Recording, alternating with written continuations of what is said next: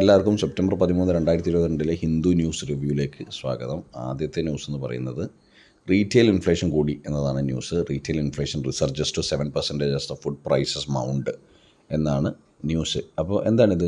Retail inflation എന്ന് പറഞ്ഞാൽ retail പ്രൊഡക്ഷനുള്ള ഇപ്പോൾ ഫുഡ്, എനർജി പ്രൊഡക്ഷൻ അങ്ങനെയുള്ള സാധനങ്ങൾക്കുള്ള റൈസ് ഓഫ് പ്രൈസാണ്. പൈസ കൂടുന്നതിനാണ് ഈ ഇൻഫ്ലേഷൻ കൂടി എന്നൊക്കെ പറയുന്നത്. അപ്പം ഇൻഫ്ലേഷൻ ബേസിക്കലി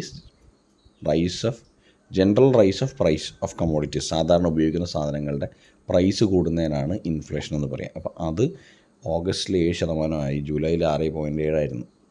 സാധാരണഗതിയിൽ RBI ഒരു അപ്പർ ലിമിറ്റ് ഫിക്സ് ചെയ്യാറുണ്ട്. ആ ലിമിറ്റിനും മുകളിലാണ് കഴിഞ്ഞ ഒരുപാട് മാസങ്ങളായിട്ട് ഇൻഫ്ലേഷൻ കൂടുന്നത്. അത് സാധാരണ ജനങ്ങൾക്ക് അവരുടെ ചിലവിനെയും ബാധിക്കും. അതുപോലെ തന്നെ ഒരു നല്ല സ്റ്റേബിൾ എക്കോണമീൻ്റെ ഒരു സിഗ്നലിങ്ങും അല്ല, അതായത് ഒരു ഇൻഡിക്കേറ്റർ അല്ല.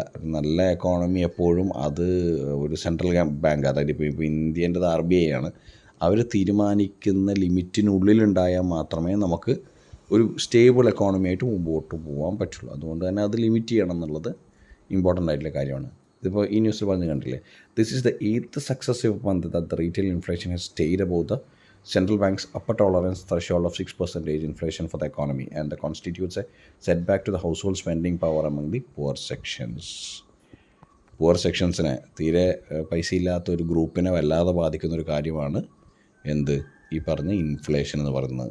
General rise of price of particularly retail കമ്മോഡിറ്റീസിന് ബാധിക്കാൻ പാടില്ല. ഇതിപ്പോൾ നോക്കിക്കേ ആർക്കാണ് പ്രശ്നം ഉണ്ടായിരിക്കുന്നത്? സാധാരണ സെക്ഷൻസിലെ, അതായത് ലോവർ മിഡിൽ ക്ലാസ്സിനൊക്കെ ഭക്ഷണത്തിൻ്റെ വില കൂടിയെന്നാണ് പറയുന്നത്. ഇന്ത്യയിലത്തെ 7% ഫുഡ് പ്രൈസ് മൗണ്ട് എന്നാണ്. അപ്പോൾ ഫുഡ് പ്രൈസിൻ്റെ കൂടുതൽ കാരണമാണ്, അല്ലെങ്കിൽ അതിൻ്റെ പ്രൈസ് റൈസ് കാരണമാണ് ഇൻഫ്ലേഷൻ 7% ഓഗസ്റ്റിൽ കൂടിയത്. ജൂലൈയിൽ എത്രയാണെന്ന് പറഞ്ഞാൽ 6.7 ഓഗസ്റ്റിൽ അത് 7 India's retail inflation surged to 7% in August compared with 6.7% in July. The retail inflation breached RBI's upper threshold of 6% for the 8th consecutive month എന്നാണ് പറയുന്നത്. അപ്പോൾ ബ്രീച്ച്ഡ് എന്ന് പറയുന്നതിൻ്റെ അർത്ഥം എന്താ?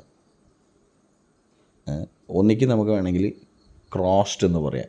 ബ്രീച്ച്ഡ് എന്ന് പറയുന്നത് തെറ്റിച്ചു എന്ന അർത്ഥത്തിലാണ്. അതായത് നിങ്ങളെന്താണോ ലിമിറ്റ് സെറ്റ് ചെയ്തേക്കുന്നത് അത് കടന്ന്, ബ്രീച്ച് ചെയ്യാന്ന് പറഞ്ഞാൽ അതും കടന്ന് മുമ്പോട്ട് പോയി എന്ന് വേണം പറയാം. അപ്പോൾ ആദ്യത്തെ ന്യൂസ് നമുക്കിതാണ്, റീറ്റെയിൽ ഇൻഫ്ലേഷൻ ടാർഗറ്റിംഗ് എന്നൊക്കെ പറയുന്നത്, എത്ര ഇൻഫ്ലേഷൻ ഒരു എക്കോണമിയിൽ വേണം എന്നൊക്കെ പറയുന്നത് ആ രാജ്യത്തിൻ്റെ സെൻട്രൽ ബാങ്കാണ്. നമുക്കിവിടെ RBI ആണ്. Kejriwal says centre using probe agencies four extortion. ഇതിൻ്റെ അർത്ഥം എന്താണെന്ന് വെച്ചാൽ, നമ്മൾ കുറേ നാളായിട്ട് നമ്മൾ ന്യൂസ് എല്ലാ ദിവസവും നമ്മൾ നോക്കുമ്പോഴും നമുക്ക് കാണുന്നൊരു ന്യൂസാണിത്. അതായത് കെജ്രിവാൾ ആസ് സച്ച് ഒരു ഡൽഹി CM എന്ന രീതിയിൽ പുള്ളി കുറേയും കൂടി ആക്റ്റീവായിട്ട് പൊളിറ്റിക്സിൽ ഇൻവോൾവ് ആകുന്ന ആളാണ്. എന്താ പറയുക, ഗുജറാത്ത് പോലത്തെ സ്ഥലത്ത് ക്യാമ്പയിനൊക്കെ നടത്തിയ ആളാണ്. അപ്പോൾ കുറേയും കൂടി ഒരു എന്താ പറയുക, ഒരു ഓപ്പോസിഷൻ കൊണ്ടുവരുന്ന, BJPക്ക് ഒരു ഓപ്പോസിഷൻ കൊണ്ടുവരുന്ന ആളാണ്. അപ്പോൾ നമുക്കിവിടെ എക്സാം പോയിൻ്റ് ഓഫ് വ്യൂവിൽ പഠിക്കാനുള്ളത് centres power regarding central agencies like CBI, അതുപോലെ തന്നെ വിജിലൻസ്, എൻഫോഴ്സ്മെൻറ്റ് ഡയറക്ടറേറ്റ്, അങ്ങനെയുള്ള ഏജൻസീസ് ഉപയോഗിച്ച് ഒരു ഓപ്പോസിഷൻ പാർട്ടി ആയതുകൊണ്ട് ആ സ്റ്റേറ്റിലെ ബാക്കിയുള്ള മിനിസ്റ്റേഴ്സിനെയും മറ്റ് എന്താ പറയുക പരിപാടികളെയും സ്ക്രൂട്ടിനൈസ് ചെയ്യുന്ന, അല്ലെങ്കിൽ അവർ റെയ്ഡിയും മറ്റും ചെയ്യുന്ന ഒരു പ്രവണത പൊതുവേ കണ്ടുവരുന്നതാണ്. ഇപ്പോൾ ഡൽഹിയിൽ പ്രത്യേകിച്ചും കെജ്രിവാളിൻ്റെ കാര്യത്തിലും അങ്ങനെ കണ്ടുവരുന്നതാണ്. അപ്പോൾ യൂസ് ഓഫ് സെൻറ്റേഴ്സ് പവർ അത് ഇമ്പോർട്ടൻ്റ് ആയിട്ടുള്ള കാര്യമാണ്, ഓർത്ത് വെക്കാൻ. പൊതുവേ ഡൽഹി എല്ലാ പ്രാവശ്യവും ന്യൂസിൽ ഉണ്ടാകുന്ന ഒരു കാര്യമാണ്. നമുക്കിനി അടുത്ത ന്യൂസ് എന്ന് പറയുന്നത് ഷംസീർ എലക്റ്റഡ് കേരള സ്പീക്കർ എന്ന ന്യൂസാണ്. അപ്പോൾ ഷംസീറാണ് കേരള സ്പീക്കറായിട്ട് എലക്ട് ചെയ്തിരിക്കുന്നത്. 23rd സ്പീക്കറാണ് കേരളത്തിൻ്റെ. MP രാജേഷ് എന്ന് പറഞ്ഞ മുൻ സ്പീക്കർ മന്ത്രിയായി പോയപ്പോൾ, എക്സൈസ് മന്ത്രിയായിട്ട് പോയപ്പോഴാണ് ഷംസീർ ഈ പറഞ്ഞ പോസ്റ്റിലേക്ക് എലക്റ്റഡ് ആവുന്നത്. He defeats UDF Anwar Sadath by 96 to 40 votes, 96 വോട്ടാണ് ഷംസീറിന് കിട്ടിയത്. 23rd കേരള നിയമസഭ സ്പീക്കറായിട്ടാണ് 23ാമത്തെ ആളാണ് ഷംസീർ, AN ഷംസീർ.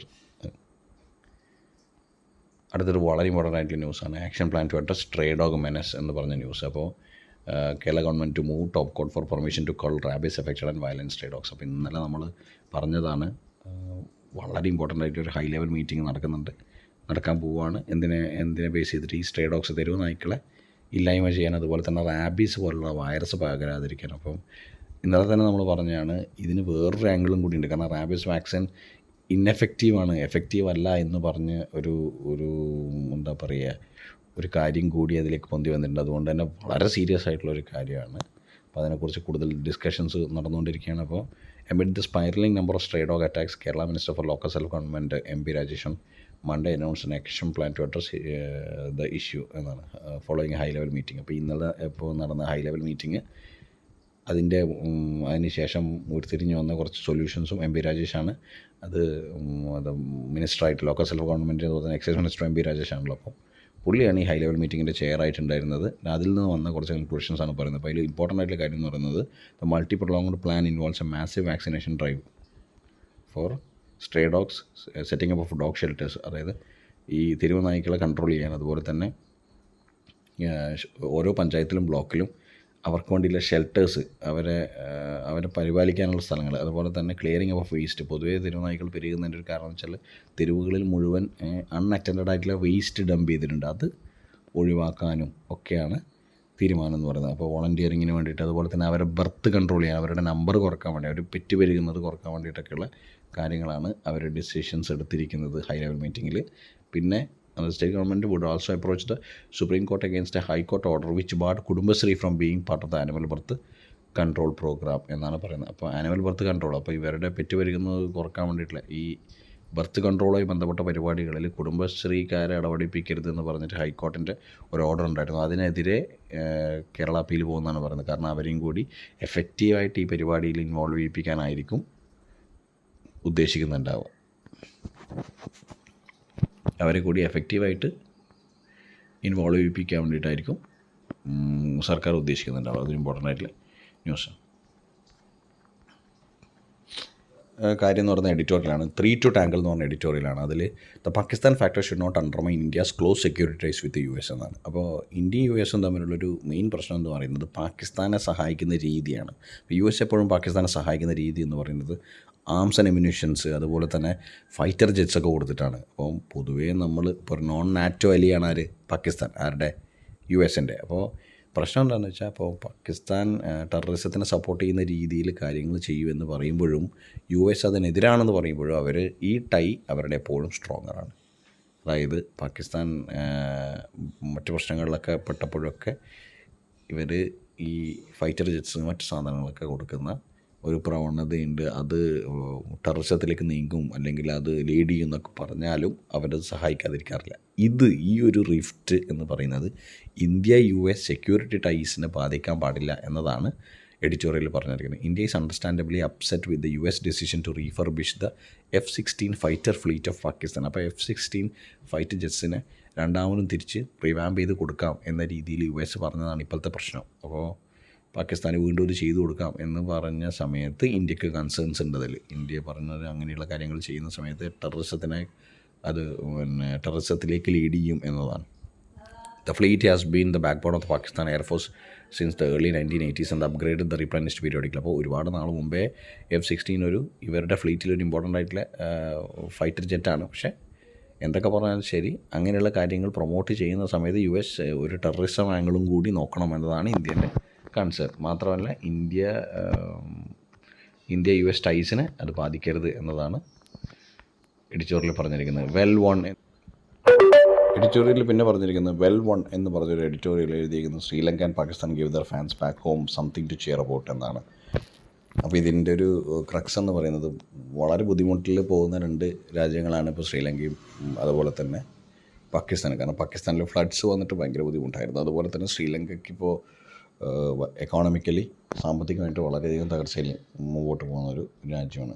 പക്ഷേ അവരുടെ കാര്യങ്ങളൊക്കെ വീണ്ടെടുക്കാനും അതുപോലെ തന്നെ ഒരു സെൽഫ് മോട്ടിവേഷന് വേണ്ടിയിട്ടും ജനതയ്ക്കൊരു പുതിയ വീര്യം പകരാനൊക്കെ ഒരു ഇമ്പോർട്ടൻ്റ് ആയിട്ടുള്ള കാര്യമാണ്. പാകിസ്ഥാൻ ഫൈനലിൽ തോറ്റുപോയെങ്കിലും പാകിസ്ഥാൻ ഫൈനലിലെത്തിയതുപോലെ തന്നെ ഏഷ്യ കപ്പിൻ്റെ അതുപോലെ തന്നെ ശ്രീലങ്ക പാകിസ്ഥാനെ ബീറ്റ് ചെയ്ത് ഏഷ്യ കപ്പ് ജയിച്ചു. അപ്പം ഇങ്ങനെയുള്ള ഫാക്ടേഴ്സ് ഒരു തരത്തിൽ പറഞ്ഞ മോട്ടിവേഷനാണ് അവരുടെ ജനതയ്ക്കൊക്കെ. അപ്പോൾ അതാണ് ഇതിൽ പറഞ്ഞിരിക്കുന്നത്. സംതിങ് ടു ഷെയർ അബൌട്ട് എന്നാണ് പറഞ്ഞിരിക്കുന്നത്. അപ്പോൾ കുറച്ച് ബുദ്ധിമുട്ടുള്ള സമയമാണെങ്കിലും എന്തെങ്കിലും ഒരു കാര്യത്തിൽ നമുക്ക് കാര്യങ്ങൾ വീണ്ടെടുക്കാനും ഒരു നാഷൻ വൈസ് ഇൻറ്റഗ്രേറ്റ് ചെയ്യാനൊക്കെ ചില സമയത്ത് ഈ സ്പോർട്സ് ഇവൻറ്റ്സ് സഹായിക്കും എന്നത് തന്നെയാണ് അതിലത്തെ കാര്യം.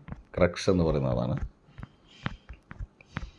പിന്നെ ഒരു ഇമ്പോർട്ടൻ്റ് ആയിട്ടുള്ള കാര്യം എന്ന് പറയുന്നത്, അടുത്തൊരു ഇമ്പോർട്ടൻറ്റ് ന്യൂസ് എന്ന് പറയുന്നത് 8 African cheetahs to land in Jaipur on Friday. അപ്പോൾ ഇതിൻ്റെ ഇമ്പോർട്ടൻസ് എന്താണെന്ന് പറഞ്ഞു വെച്ചാൽ, നമ്മുടെ നാട്ടിൽ നിന്ന് അല്ലെങ്കിൽ നമ്മുടെ രാജ്യത്ത് നിന്ന് ചീറ്റപ്പുലികൾ വംശനാശം ഒരുപാട് നാളായിട്ട് സംഭവിച്ചതാണ്. അതിന് മുമ്പേ പോയതാണ്. അപ്പോൾ നമുക്കിപ്പോൾ അതില്ല.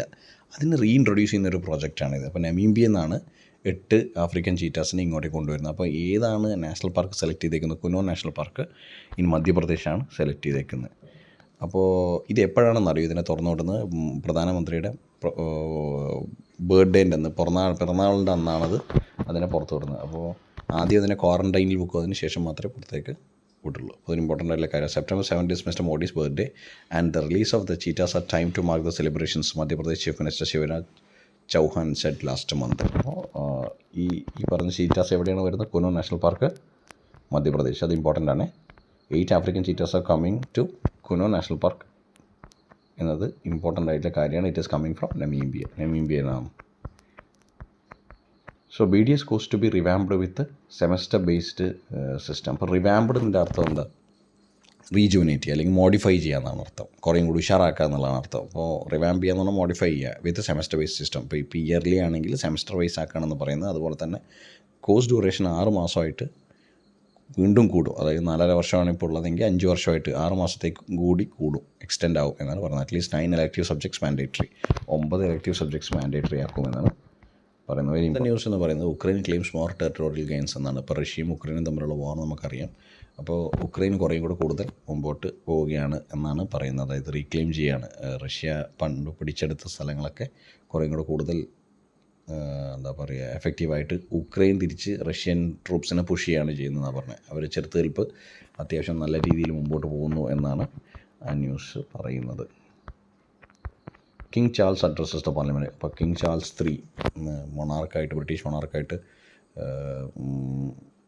വന്നത് നമ്മൾ കണ്ടു. ക്വീൻ എലിസബത്ത് മരിച്ചതിന് ശേഷം കിങ് ചാൾസ് 3 ആണ് ആ സ്ഥാനം ഏറ്റെടുത്തിരിക്കുന്നത്. അതുപോലെ തന്നെ വളരെ ഭംഗിയായിട്ട് ആ കാര്യം ചെയ്യുമെന്നാണ് പറയുന്നത്. Monarch resolves to follow the examples of selfless duty set by the Queen.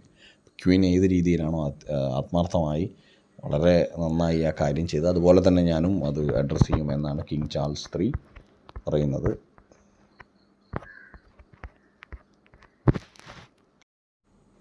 അപ്പോൾ ഇന്നത്തെ ന്യൂസ് അനാലിസിസ് ഇവിടെ അവസാനിക്കുകയാണ്. എല്ലാവർക്കും ഇഷ്ടമായി എന്ന് കരുതുന്നു. എല്ലാവരും വീഡിയോ കാണുക, സബ്സ്ക്രൈബ് ചെയ്യുക. Thank you. നമുക്ക് നാളെ കാണുന്നത് വരെ ഗുഡ് ബൈ. Take care.